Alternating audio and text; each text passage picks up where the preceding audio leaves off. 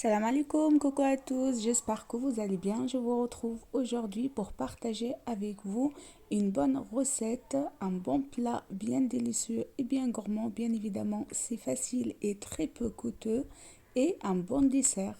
Bon visionnage! Ici, j'aurai besoin de poulet, d'épices tandoori, du sel, d'huile d'olive, du gingembre frais et quelques gousses d'ail.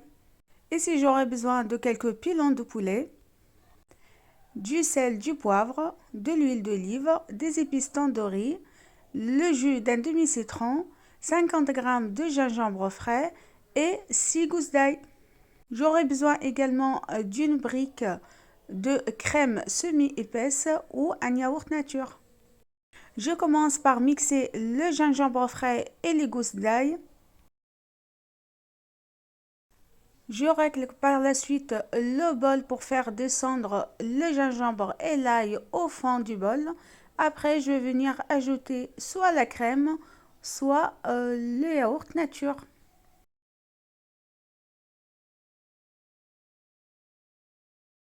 J'ajoute également le jus d'un demi-citron,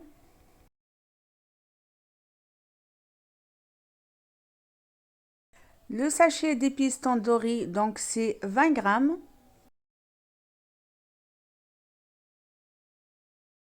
J'ajoute également 5 cuillères à soupe d'huile d'olive, 3 pincées de sel et je remélange le tout. Et ainsi, j'obtiens ma marinade. Il me reste qu'à prendre un plat qui passe au four. Je vais venir disposer mes pilons de poulet dessus et après je vais venir mariner mes pilons de poulet avec cette marinade.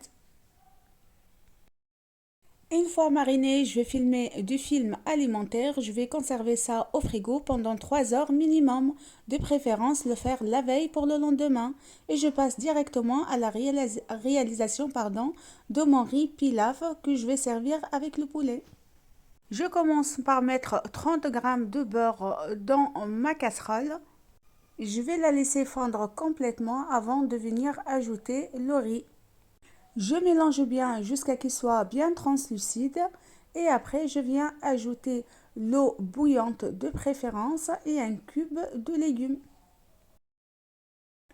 Concernant le riz, pour 6 personnes, j'ai mis 200 grammes.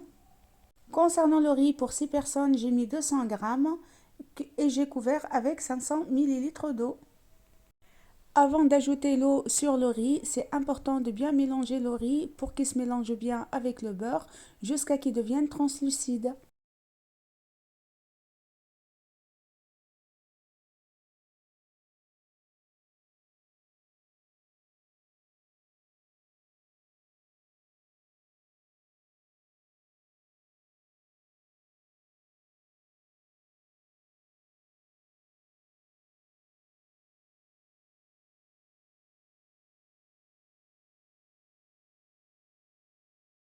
Après avoir ajouté l'eau, le cube de bouillon de légumes et un peu de sel, je mélange bien, je viens couvrir et je baisse le feu au maximum et je laisse cuire jusqu'à ce que le riz absorbe toute la quantité d'eau.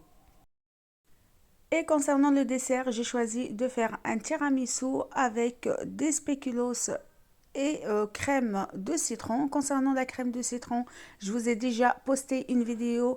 Je vous mettrai le lien en barre d'informations. Ici, j'ai des biscuits spéculoos que j'ai réduits en miettes comme ceci. Je les ai juste mixés. Je prends mes verrines, je vais mettre une belle cuillère comme ceci de biscuits. Après, je vais alterner avec la crème de citron et mon appareil de tiramisu également. Concernant la mousse de tiramisu, je vous mettrai tout en barre d'informations. Ça aussi, je vous l'ai déjà partagé. De toute façon, en barre d'informations, vous aurez toutes les recettes et tous les ingrédients détaillés.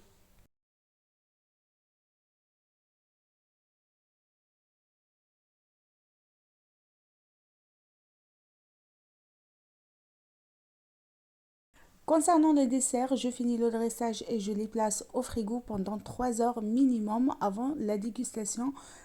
C'est 3 heures pour permettre à la mousse de tiramisu de bien prendre.